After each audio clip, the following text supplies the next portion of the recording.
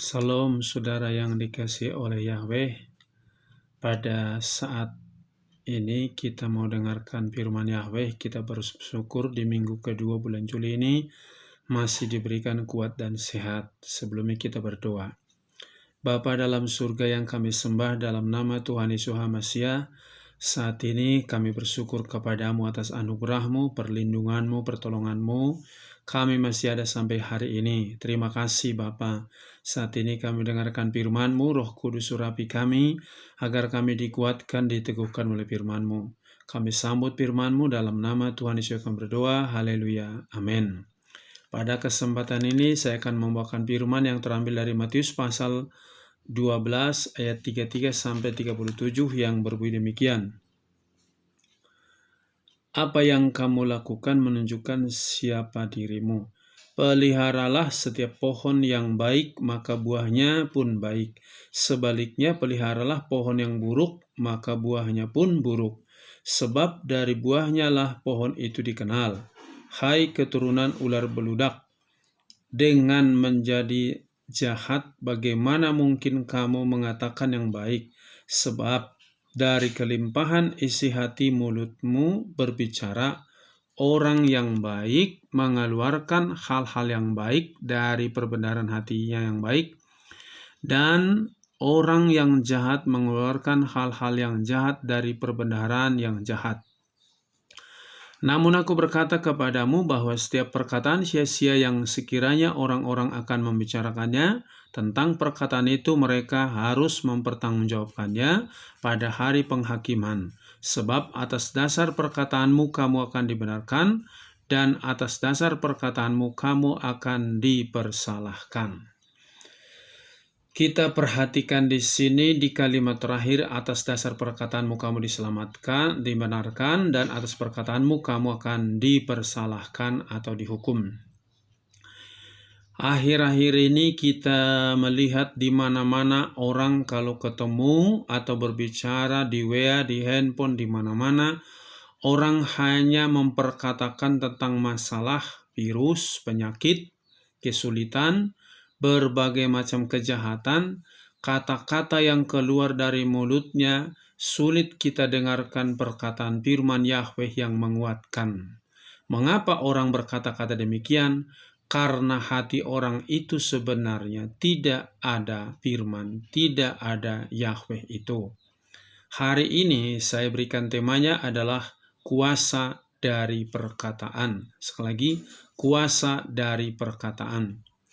Ditegaskan tadi di sini, melalui ucapanmu kau dibenarkan, dan melalui ucapanmu juga engkau akan dihukum. Jadi kuasa perkataan kita itu bisa membuat kita selamat, tapi perkataan kita juga bisa membuat kita menjadi kena hukum.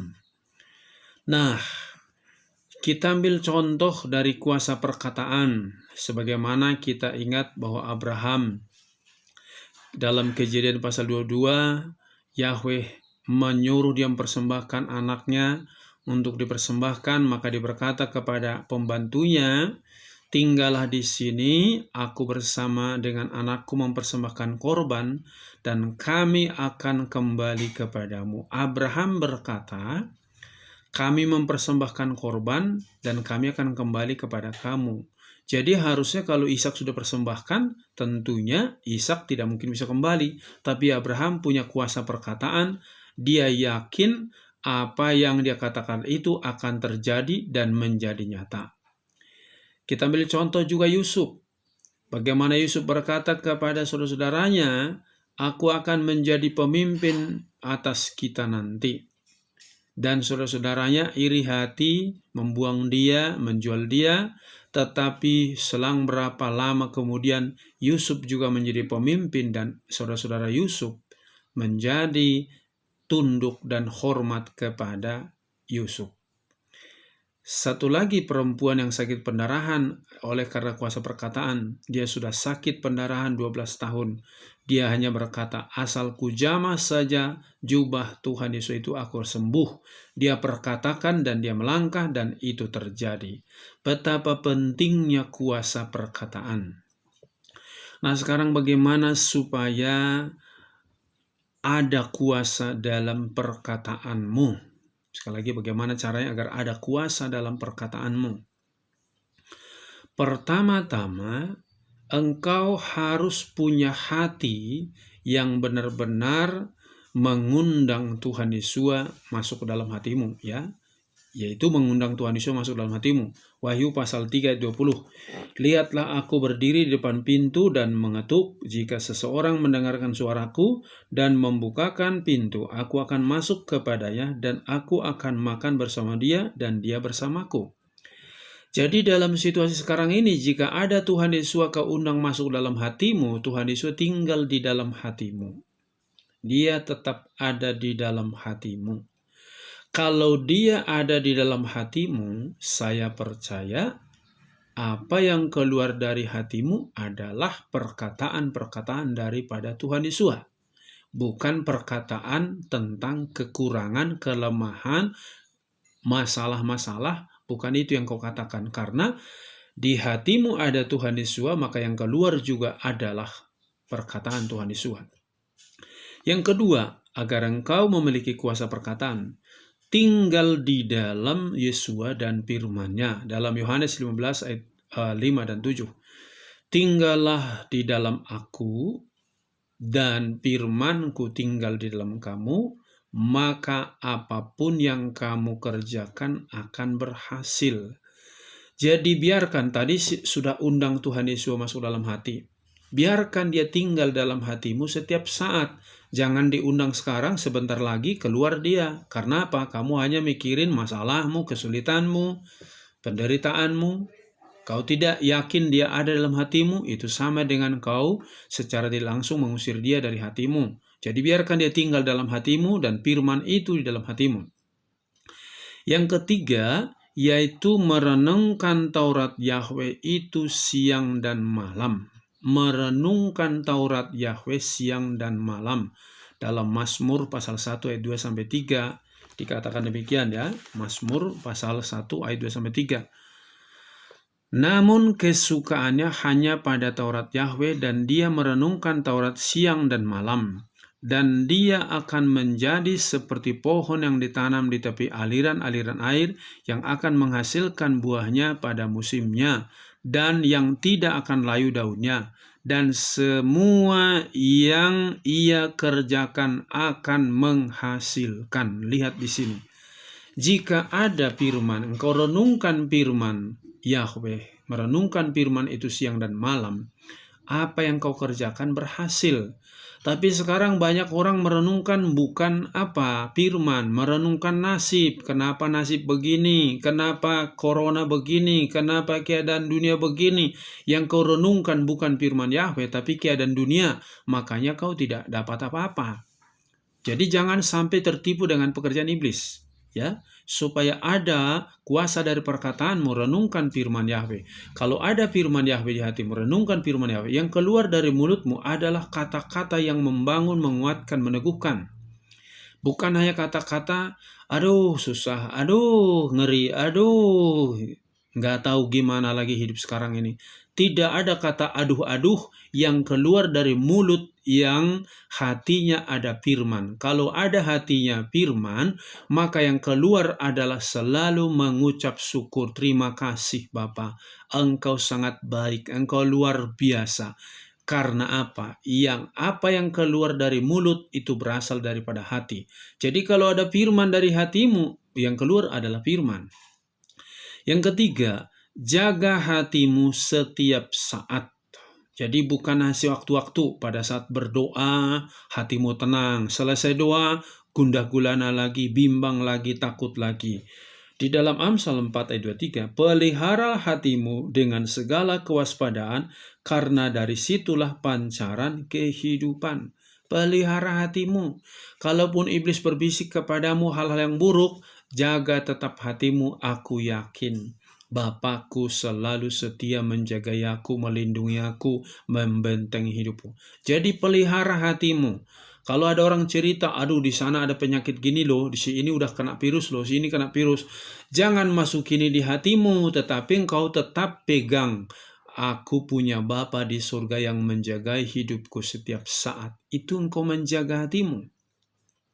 Sehingga ada kuasa perkataan. Dan engkau berkata kepada orang lain, enggak, kita percaya bahwa kuasa Yahweh itu ajaib. Dia mampu menjaga kita dimanapun kita berada. Nah, yang kelima, hatimu gembira karena Elohim juru selamatmu. Di dalam Amsal 17 ayat 22 dikatakan, hati yang gembira adalah obat yang manjur, tetapi semangat yang patah adalah keringkan tulang. Jadi kalau hatimu gembira, pasti perkataanmu juga menggembirakan, menguatkan, meneguhkan tadi. Tapi jikalau hatimu tidak gembira, misalkan orang lagi sakit hati, yang keluar dari mulutnya adalah kekecewaan, kutukan, caci maki, karena apa? Hatinya terluka. Tapi kalau hatimu ada Tuhan Yesus, maka yang keluar adalah kata-kata yang benar-benar menjadi menguatkan, meneguhkan, dan itu membuat mujizat, ya. Dan kita tahu ketika Maria setelah menerima berita bahwa dia akan melahirkan juru selamat, maka Maria bernyanyi dalam Lukas pasal 1 ayat 46 sampai 47 yang berbunyi demikian. Dan Maria berkata, jiwaku mengagungkan Yahweh dan rohku bersukaria karena Elohim juru selamatku, sebab dia telah memperhatikan keadaan hambanya yang hina, sebab sesungguhnya sejak sekarang seluruh keturunan akan menyebut aku berbahagia, sebab yang Maha Kuasa telah melakukan hal-hal besar bagiku dan namanya adalah kudus, dan rahmatnya dari generasi ke generasi bagi mereka yang takut akan Dia. Jadi kita lihat di sini, dia yakin dari generasi ke generasi Yahweh akan pelihara yang takut akan Dia. Diperkatakan itu, aku yakin Yahweh pasti pelihara. Aku yakin Yahweh pasti pelihara hidupku. Akhir-akhir ini perkataan orang bukan Yahweh pelihara. Aduh gimana ya, aduh gimana ya, aduh-aduhan terus bahasa tiap hari. Jadi kalau kita sudah di dalam Tuhan Yesus, ada firman dalam hati kita, ada Roh Kudus di dalam diri kita, maka yang keluar dari mulut kita adalah kata-kata yang penuh otoritas. Otoritas itu membuat mujizat di dalam hidup kita, bahkan membuat mujizat kepada orang lain. Jadi jangan sampai orang lain, kita lihat di Facebook, di mana-mana orang sebarkan hanya berita-berita tentang hal-hal yang penyakit, virus yang mati, jumlah yang mati sekian, jumlah kena virus sekian. Orang sulit memberitakan firman karena dalam hatinya tidak ada firman. Kalau ada firman dalam hatimu, kau memberitakan firman. Kalau ada Tuhan Yesus di dalam hatimu, kau beritakan kuasa daripada Tuhan Yesus. Jadi kuasa perkataan itu penting. Pada saat ini, mari kita mulai memperkatakan yang positif itu, maka yang jadi adalah yang positif bagi kita. Yang keenam adalah biarkan Roh Kudus menjaga hatimu setiap saat. Di dalam Yohanes 14 ayat 26 dikatakan, namun penghibur, yakni Roh Kudus yang Bapa utus dalam namaku, dia akan mengajarkan segala sesuatu dan akan mengingatkan kamu segala sesuatu yang telah kukatakan kepadamu. Ada Roh Kudus yang mengurapi kita setiap saat, mengingatkan kita setiap saat, maka perkataan kita itu penuh dengan kuasa. Bukan perkataan yang melemahkan, bukan perkataan yang hanya mengungkit-ungkit dosa, bukan perkataan yang hanya mencari-cari kelemahan orang lain, bukan. Roh Kudus ngajarin kita berkata yang benar, itu benar, yang salah, itu salah. Dan Roh Kudus itu membangun, menguatkan, meneguhkan. Jadi pada kesempatan ini, mulailah berkata-kata yang positif, supaya positif perkataanmu dan ada mujizat dari kuasa perkataanmu. Biarkan firman di hatimu, biarkan Tuhan Yesus dalam hatimu setiap saat, sekalipun keadaannya tidak baik. Engkau yakin di hatimu ada Tuhan Yesus, ada Yahweh yang mengatur alam semesta ini. Dia pasti jaga hidupmu dan perkatakan, maka akan terjadi mujizat dalam hidupmu. Biarlah melalui firman ini, engkau merasakan bahwa kuasa perkataanmu nyata dan praktekkan dalam hidup sehari-hari jika engkau tinggal dalam Tuhan Yesus itu. Amin. Demikian firman Yahweh, kita berdoa. Bapa di surga, terima kasih atas kebenaran firman-Mu yang sudah kami dengarkan pagi hari ini. Biarlah kami berkata-kata yang benar sesuai dengan firman-Mu, karena apa yang keluar dari mulut kami itu berasal daripada hati kami. Jika hati kami ada firman, hati kami ada Tuhan Yesus, dan hidup kami dipenuhi Roh Kudus, maka yang keluar dari mulut kami adalah perkataan otoritas kuasa daripada Yahweh. Engkau tolong anak-anak-Mu Bapa, yang akhir-akhir ini sering berkata-kata hanya tentang kelemahan, kekurangan, tentang penyakit. Ubah hati mereka supaya mereka berkata-kata yang benar dan punya otoritas dari kuasa perkataan mereka. Kuatkan bapak-bapak, ibu-ibu, pemuda, remaja, anak-anak. Berkati bangsa dan negara kami, pulihkan keadaannya. Berkati gerejamu semua, pulihkan juga. Berkati hamba-hambamu, pulihkan semua. Terima kasih, kami mengucap syukur atas firman-Mu ini. Di dalam nama Tuhan Yesus kami berdoa. Haleluya. Amin. Salam. Yahweh berkati.